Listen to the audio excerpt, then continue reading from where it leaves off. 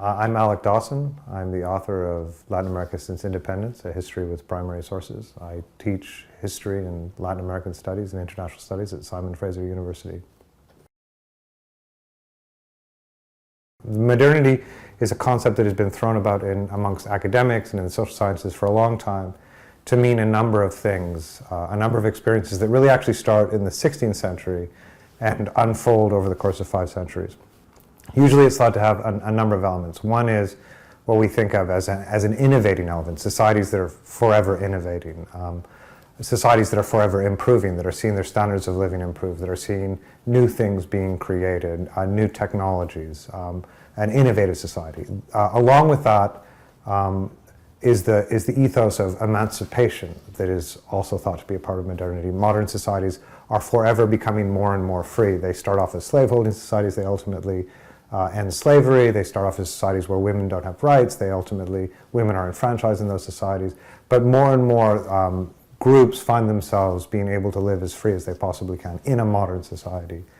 A third element is the secularization of those societies, that modern societies are thought to be less religious and more organized around secular institutions, institutions that are inclusive because they're secular, that they don't define their boundaries around religious boundaries. And ultimately that is tied to a kind of fourth ethos of modernity, which is a universalizing ethos, the idea that modern values once discovered, the value of freedom, the value of innovation, the value of scientific discovery, of scientific thinking, of rationalization, rational thinking, that these things are universal values that can be shared everywhere. And if you're modern, you share all those things. Okay, so that's how we usually use modernity.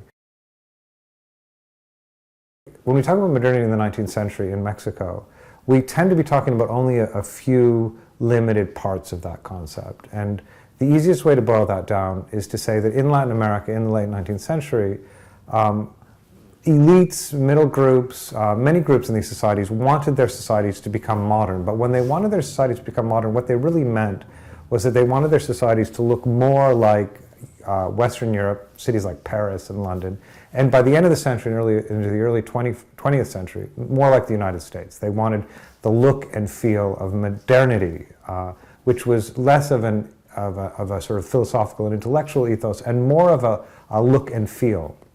Cities that had wide boulevards like the Champs-Élysées in Paris, cities that had buildings built according to the latest architectural styles, the Belle Époque architectural styles of London, or later the kind of the neoclassical, the Greek styles of the American capital.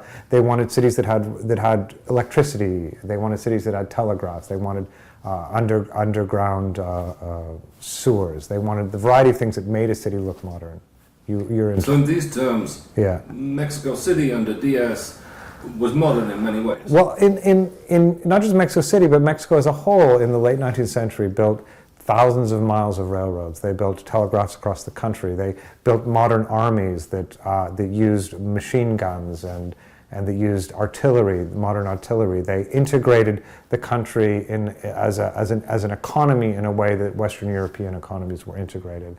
They also introduced certain forms of governance, modern bookkeeping, financial regulation that made those societies look more like Western Europe and less like the colonial societies of the past. Within the world that we think of as modernity, the experience of modernity, the ultimate modern society is a liberal democracy where rights are invested in individuals and not in corporations or groups, the church and whatnot, the aristocracy.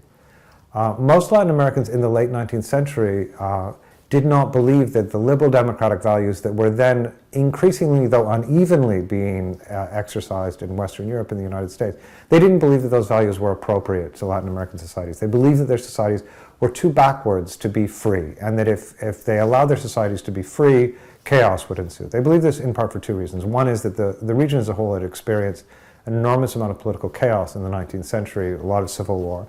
But the other is that they were inveterate racists, and that in most Latin American societies by the late 19th century, a small, Europeanized, largely white elite ruled over societies where a majority of the erstwhile citizens were not of European ancestry. They were either of mixed ancestry or indigenous ancestry or African ancestry. And they didn't feel that these populations were suitable for democracy. So as the region experienced their modernity in the late 19th century, typically that was an economic modernity, that was an aesthetic modernity, but the political values of the day held that this kind of unruly, incapable population needed to be ruled over by strong elites, an ethos that is usually called positivism or is enshrined in the concept of order and progress. You have to have order, and order has to be imposed from above, and then you can have progress. And then maybe one day, after you've had progress and everybody's been modernized, then you can have a democratic society. You're asking a question about the article published in 1908 in Pearson's magazine by James Creelman. The article is called Porfirio Diaz, Hero of the Americas. It's an important article for a variety of reasons, and we can talk about those. But your question was about why Creelman was impressed as opposed to shocked by what he saw in Mexico. In particular, I think we can expect that he would have been impressed by the fact that he saw that the Chapultepec Castle had an elevator in it, and that there were modern roads, and that there was electric light, and that the Valley of Mexico had been drained by this enormous engineering tunnel, and that there were all these railroads. You can expect them to be impressed by the outward signs of progress, right? But you might also expect him to be shocked by the fact that all of this took place within a society that was very repressive, that was effectively a dictatorship. In answer to why he wouldn't be shocked, I think there are two things that we should be alert to. One is that the United States was not nearly as perfect a democracy in 1908 as we think of it as today. I mean, we obviously don't think of it as much of a perfect democracy today, but there were vast parts of the United States that were effectively racial dictatorships in 1908. James Creelman would have been aware of the Jim Crow South. He would have been aware of Plessy versus Ferguson. He would have been aware of the fact that minority rule was the way of governance in many parts of the United States, and certainly the political system itself. When you look at Tammany Hall in New York, when you look at all the struggles with corruption in the United States in that period, he wouldn't have been coming from a society that he thought of as a perfect democracy. And especially Creelman, who was a kind of rabble-rouser journalist to begin with. But second of all, I think that he bought into an idea that many people bought into, certainly many Mexicans bought into, but many people the world over, that a country like Mexico was an unruly place, that had experienced a great deal of civil war over the course of a half century, and that what it needed was a strong hand, what they would say an iron fist, to turn that country into an orderly place, and that until that iron fist had turned that country into an orderly place, democracy couldn't proceed. So it's I think a form of a false logic, but it is a logic. So there's something over the top, almost, about Creelman's article on Diaz. Not only is he impressed by what Mexico under Diaz, but there's almost a sort of romantic undercurrent about Diaz's sensitive nostrils and dewy eyes and so on and so forth. And he misses, I mean, reading it now, he misses the fact that within a couple of years there's going to be extraordinary violence in Mexico, and Diaz is going to be kicked out of power, essentially. How come he is so wrong? Well, I think your question is about how could Creelman be so wrong, and how could this be interesting, I suppose, given that he's so wrong. I think that from a historical perspective, the fact that he is so wrong is one of the reasons why this has been so interesting for such a long time. For some historians, it's a gotcha moment. It's like, look, he was wrong, and we have 20/20 hindsight in the past, and we can see just how wrong he is. And it's this way that we kind of make ourselves feel superior to historical actors because they didn't know what we know now. I think that that's an uninteresting way to read this essay. I think that on one level, it's a reminder, it's a very powerful reminder that nobody can see the future, and that whenever we look at the present, the sense that we make of the present and the way that we predict the future is based upon a series of values that we bring to the table. It's based upon a series of lenses through which we appreciate the world. And in this article, along with another very famous article that was published a couple of years earlier in National Geographic, titled Mexico, Treasure House of the World, a very powerful narrative of modernization, a very particular kind of modernization, economic modernization, aesthetic modernization, and yet not democratic modernization.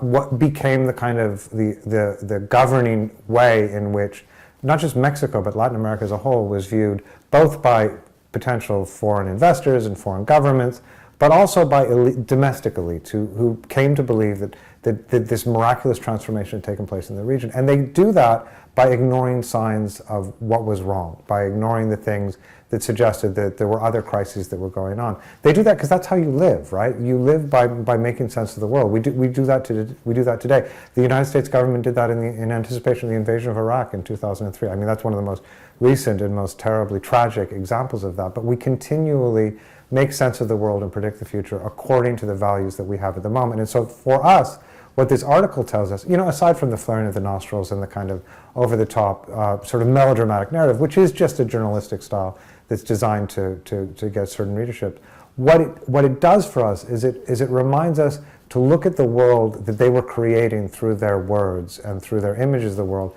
and to understand that they, like us, have only a partial appreciation of what they're seeing, and that they, like us, would do well to think of what they're not seeing, to think of the silences in their own narratives. When the article was published, it spurred an enormous amount of political agitation for those individuals who decided that the 1910 elections, which again were intended to be a sham, might actually be an opportunity to play a role in the choosing of the successor to Diaz. It helped spur Francisco Madero, who ultimately ran an independent campaign. It helped spur a series of vice presidential campaigns seeking to put people on the vice presidential ticket under Porfirio Diaz. But in the end, you might sort of imagine it as a moment when all of these pressures that had been bubbling under the surface, that had not had an outlet, suddenly had an outlet, as people for a brief moment hoped that something might change. And once that hope became very public in the lead up to the 1910 election, it ultimately became uncontrollable and contributed to then the opening of hostilities, the beginning of the Mexican Revolution in November 1910.